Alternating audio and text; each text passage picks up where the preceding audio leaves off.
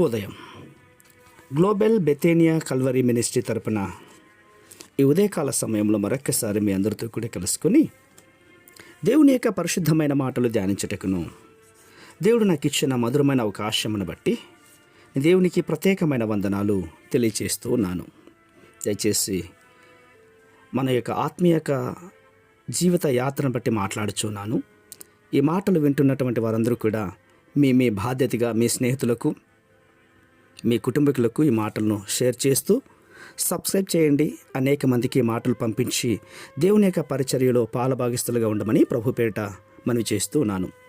ఈరోజు కూడా పరిశుద్ధమైన వేద గ్రంథంలో నుండి మరొక చక్కటి మాటను చదువుకుందాం.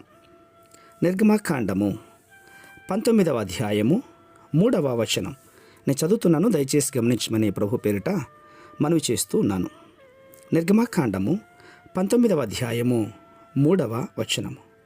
మోషే దేవుని యొద్దకు ఎక్కిపోగా యెహోవా ఆ పర్వతము నుండి అతన్ని పిలిచి, నీవు యాకోబు కుటుంబీకులతో ముచ్చటించిన ఇశ్రాయేలీయులకు తెలుపవలసినది ఏమనగా, దేవునికి స్తోత్రం కలుగునుగాక.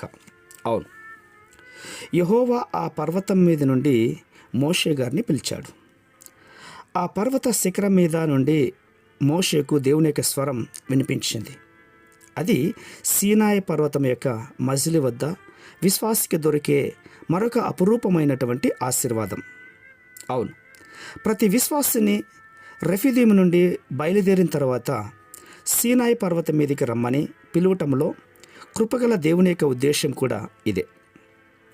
సీనాయి పర్వతం సర్వశక్తిగల దేవుని యొక్క ప్రత్యేకమైన సన్నది మాత్రమే కాదు, అది దేవుడు తన భక్తులతో ప్రత్యేకంగా వ్యక్తిగతంగా మాట్లాడే అత్యున్నతమైన స్థలం. కానాను యాత్రలో ముందుకు సాగుతున్నటువంటి ప్రతి విశ్వాసికి ఇది తప్పనిసరిగా ఉండాల్సినటువంటి అనుభవం. దేవునితో వ్యక్తిగతంగా మాట్లాడటం, ఆయన స్వరాన్ని వినే అనుభవం ప్రతి విశ్వాసికి కూడా ఉండాలి. క్రీస్తు యేసునందు తిరిగి జన్మించి ఐగుప్త దాస్యం నుండి విడిపింపబడిన ప్రతి విశ్వాసి కూడా తప్పనిసరిగా ఈ అనుభవాన్ని పొందుకోవాలి. దేవుని స్వరాన్ని వినే అనుభూతి కూడా ప్రతి వ్యక్తికి, ప్రతి విశ్వాసికి తప్పనిసరి. అయితే ఎందుచేత చాలామంది విశ్వాసులు ఈ ఆశీర్వాదం లేదని ఎండమాలిపోతూ ఉన్నారు?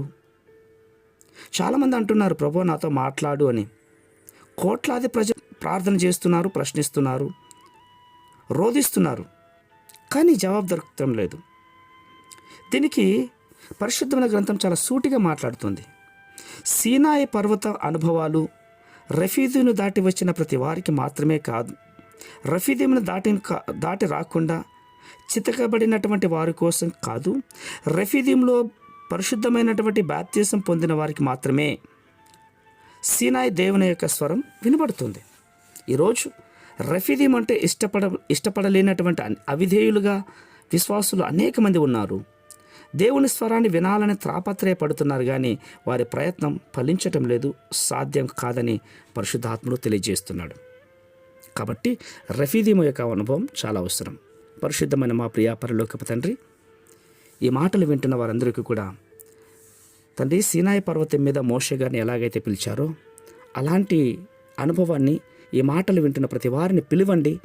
మీ యొక్క జీవితంలో మీ యొక్క ఉన్నతమైన స్థానంలో బిడ్డలు ఎదుగునట్లుగా సహాయం చేయండి. అట్టి కృప మీరు అనుగ్రహిస్తున్నకి స్తోత్రాలు అర్పించుకుంటూ చిన్న ప్రార్థనను మా రక్షకుడు యేసుక్రీస్తు ఉన్నతమైన నామంలో దీనంగా అడిగి వేడుకొని పొందుతున్నాం మా తండ్రి. Amen, amen, amen.